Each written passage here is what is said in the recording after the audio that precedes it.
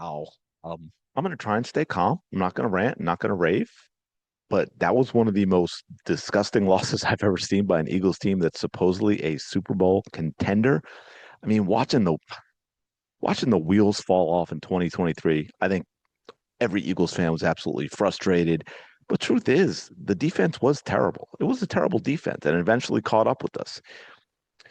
To watch this offense play like this with all the talent is a completely different thing from 2023. This is for the most part, yeah, I get the offensive line has had some injuries, but this is still, for the most part, the same offense, the same uber talented offense that the Philadelphia Eagles had last year. And they're not old folks. Yeah, I get we can have the debate about whether, Barkley's feeling it from last year because of all the carries and this and that, but he's still young. I mean, he's still under 30. AJ Brown under 30, Jalen Hurts under 30, Devontae Smith under 30. I believe Dallas Goedert might not be, but he's a tight end. Okay, but I'm just saying. Against a Chicago defense that is terrible. Let me make sure I have that. I think now this was, I believe, before the game. Okay, so with 29th in points given up per play, 28th in touchdowns given up per game, 27th in yards given up per game. This is not a good defense. And by the way, they were missing all of their linebackers. Well, I shouldn't say all. Obviously, they played, but their top three linebackers not in this game. Uh, but there are a lot of issues with this offense, even above and beyond the play call. Look, I'm gonna say this, man. I don't have anything positive to say about anyone with this team right now. Okay, oh, almost knocked my camera over. I mean, this is just embarrassingly bad the entire way through. This is just embarrassingly bad the entire way through, top to bottom. I mean, look, and it's everything. It's not even just the play calling or the defense getting savage for 400 gazillion yards in the rush game. What about dumbass pre-snap penalties that this offense gets all the time? Beyond frustrating. And really one of the team's biggest drive killers. I mean, you get behind the sticks right away. We got guys like AJ Brown,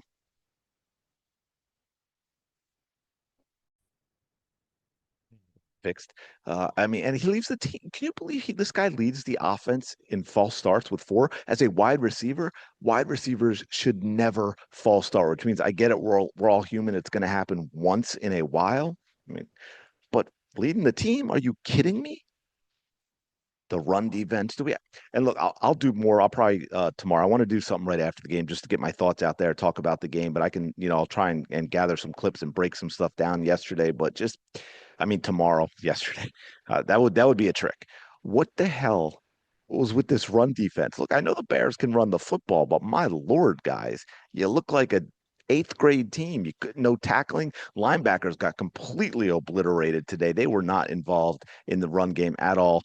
Uh, Shout out, by the way, Jalen Hunt on that interception that tried to keep us in the game. But I'm just like, look, man, here's the other thing, because I know people talk about this with Jalen Hurts. And again, I'm not defending anyone today. That one pass early to Devontae Smith, well, he had a great one on the run, and then he throws a terrible one high and wide behind him on what maybe could have been a touchdown.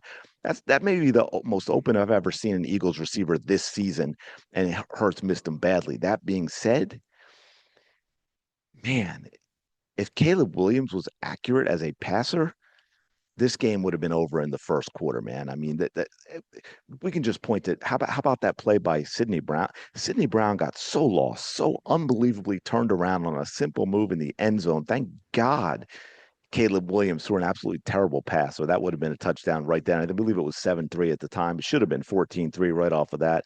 But Williams missed multiple wide open receivers on easy passes this game. So thankfully he did that. It allowed us to be in the game. I mean, we had stuff like there was one play. I think Saquon Barkley actually picked up 4 yards, close to five. It was officially 2nd and 6. They run him again, ends up losing a couple yards because Goddard and Malata looked like they had no idea what they were doing. Terrible communication. And I mean, they're even talking to each other after about what the heck was going on. Um, we just can't have that stuff this far into a season with a team that supposedly supposedly contending for a Super Bowl. I mean, it's ridiculous. Blankenship looks awful last couple of games. Again, like nobody. Do we need to compare Ben Johnson's play calling versus Kevin Patullo's play calling? And look, we knew this was coming. Why? Because even after last game, Nick Sirianni continues to say, "Oh no, we don't need to change anything. I like the play calling. Play calling is fine. We're not going to change anything." Everyone else in the world knows the play calling for the Philadelphia Eagles is absolute garbage. This team was getting booed. They got booed off the field at halftime. They got booed throughout the second half, and it was well deserved. It was well deserved. The offensive game plan was absolutely horrific again. Honestly, it feels like we're being gaslighted by this team, damn flies, into, I mean, keep being told there's no problem whatsoever, and that's why nothing has to change. And then we watch and we see something completely different. We see terrible, terrible play calling. We see the same stuff over and over again. We see routes where receivers are running into the same area. I mean, I think it was last week where Jalen Hurts threw a perfect pass to AJ Brown and it got incomplete because Dallas Goedert undercutting him and he thinks it's to him. I simply do not get it. I mean, what else does Nick Sirianni have to see before he sees that there is a problem with this offense, with the play calling? Again, why are receivers always in the same spot? And then again, I'll give you another example, like I just did with Mailata and Goddard, and AJ Brown in his false starts. First play of the second half, Jalen Hurts actually throws a perfect pass. It was a well set up little out to Saquon Barkley, and Barkley never turns his head around until it's too late. That was not thrown early, folks. That was not thrown early. I do not know what Saquon Barkley was doing there. Hits him right in the chest, but he hadn't turned his head around, so it's an incomplete pass. Now we are in second and long.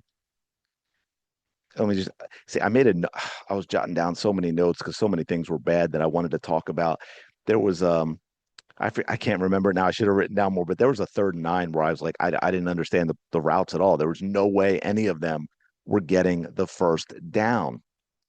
We had one brief moment of, hey, we might get in this. And that was when we finally got a touchdown when Jalen Hurts takes off running, picks up 23 yards, throws a great pass to A.J. Brown, who makes a nice catch as well for 33 yards. And it's like, boom, boom, touchdown.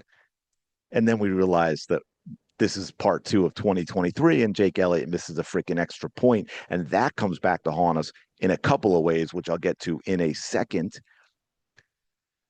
And I'll say this, just like I said about other teams as well. The Bears have less talented receivers than the Eagles, and yet they seem to get wide open again and again. I'm not talking about they're completely well covered and Caleb Williams is throwing absolute darts. Not that he didn't throw some nice passes, but how wide open they get is absolutely ridiculous. The Eagles never have receivers wide open. And then we're 26, if I remember correctly. And it was what, 4th and 4, something like that. Correct me if I'm wrong, 4th and 3, 4th and 5, somewhere in there. And we didn't go for it. And I know you're going to say, well, look at where we were. Yeah, but if you look at the time and you look at what the Bears have been doing to us all game, doubling us up on time of possession, I mean, averaging like almost 8 yards a clip on the ground, did we really think that we were going to stop them and get the ball back to be able to score again? I mean, that is just terrible, terrible coaching. I don't get it. I don't get it. And then it looked like we might have got, and now he came back into the game because he is tough, but it looked like we got Devontae Smith hurt when the game was basically over. And let's go back to that touchdown then that we did score. Okay? Let's go back to that. Makes it 24-15. There was what? A little over 2 minutes to go. Yeah, all 3 timeouts.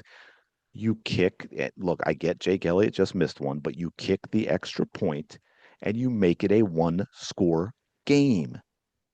By going for 2, you have now already lost the game because now you're still down 2 scores. Absolutely stupid. So, like, to me, that is a firing offense. You are like a 5th grade kid who's never even watched football before to make that call. It is sheer incompetence. No reason whatsoever for Nick Sirianni to fucking make that call. It is absolutely ridiculous. That was disgusting to me.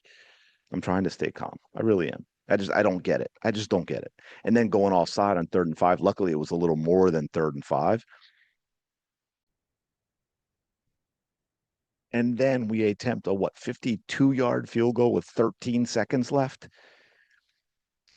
in hopes that we're going to make that and then recover an onside kick. Man, this was so unbelievably bad from top to bottom, from start to finish.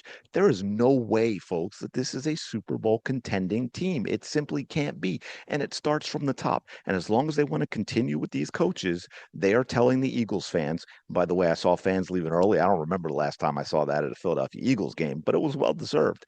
And as long as they keep these coaches, they are telling the fans, we don't care, which is shocking because we keep talking about how good this Philadelphia organization is and the Eagles and the culture that they have, and it's about winning. And I get we're in a golden age right now. I get that we're kind of spoiled.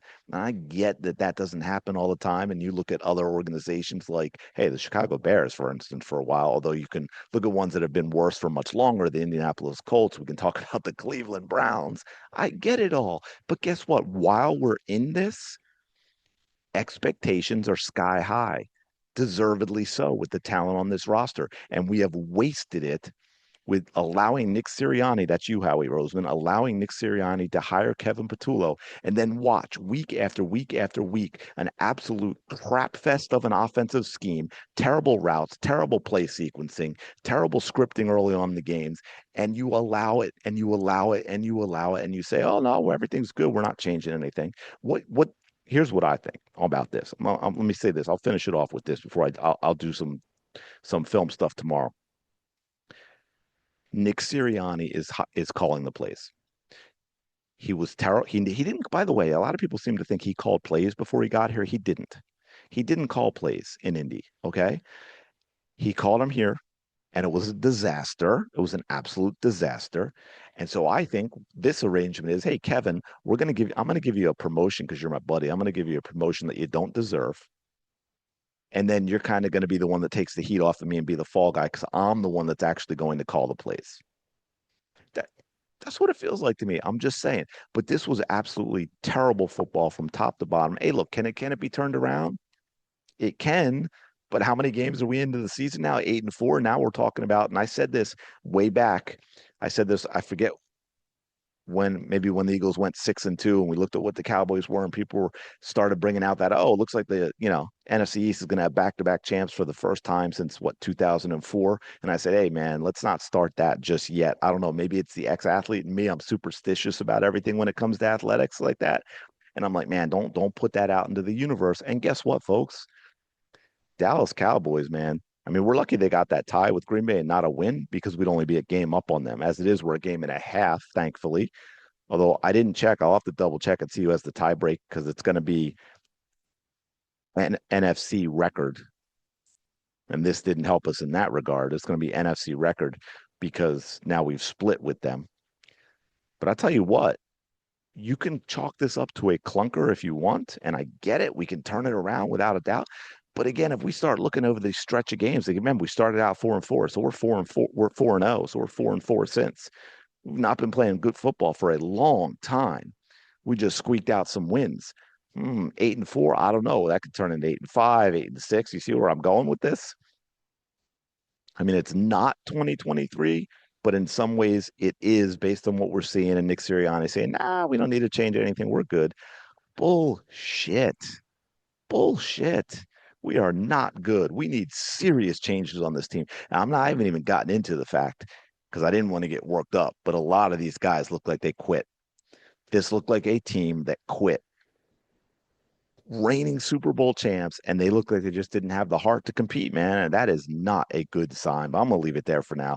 Let me know your thoughts in the comments below. Hope everyone had an awesome Thanksgiving. Smash the like button, subscribe to the channel if you're enjoying the content. I do appreciate it. I will talk to you later.